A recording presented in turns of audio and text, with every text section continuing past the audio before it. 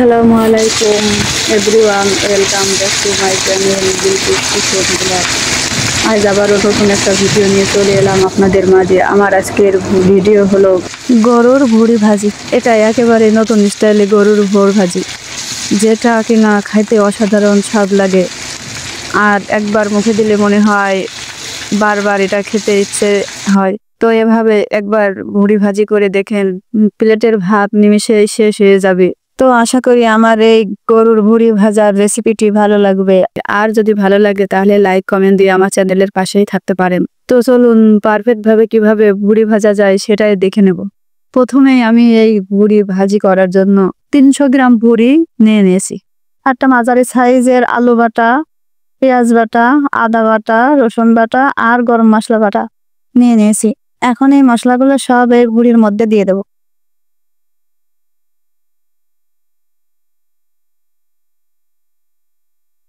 আর দেবো এই ছোট বাটির 1 বাটি ময়দা।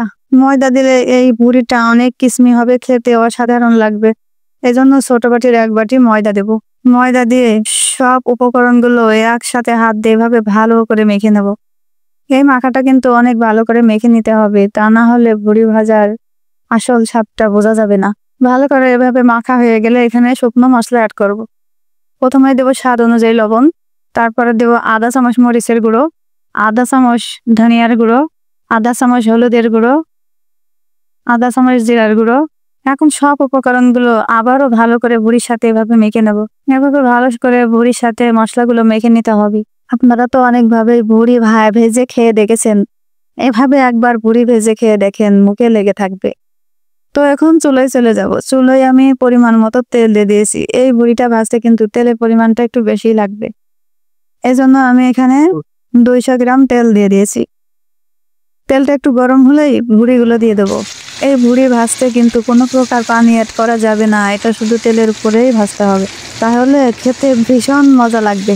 এখন সব ভুঁড়িগুলো দিয়ে দেবো, দিয়ে মিডিয়াম চুলাতে অবশ্যই মিডিয়াম আঁচে দিয়ে দেবো। দিয়ে এভাবে ভালো করে ভুঁড়িটা নাড়াচাড়া করে দেবো।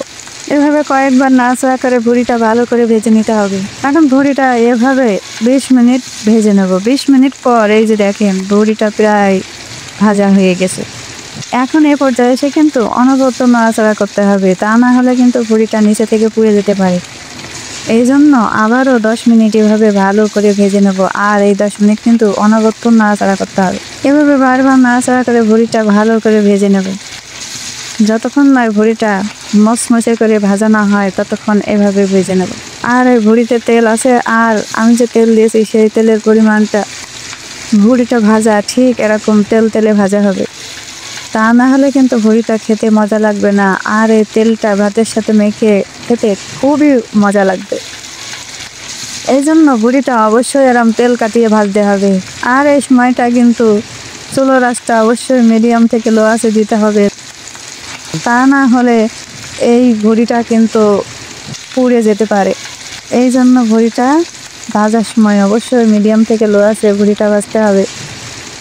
এখন 10 মিনিট পর ভুঁড়ি ভাজাটা কিন্তু হয়ে গেছে। এই যে দেখেন কত সুন্দর দেখাচ্ছে। এখন আমি চুলো থেকে নামিয়ে নেব। এই যে দেখেন ভুঁড়ি ভাজিটা কত লোভনীয় হয়েছে, দেখতে যেমন সুন্দর, খেতেও অসাধারণ। তো এই ভুঁড়িটা গরম গরম ভাতের সাথে, রুটি, পরোটা যে কোনো সাথে কিন্তু খেতে অসাধারণ লাগে। তো আশা করি আমার এই ভুঁড়ি রান্নার রেসিপিটি আপনাদের ভালো লেগেছে। আজকের মতো এখানে শেষ করছি। আল্লাহ।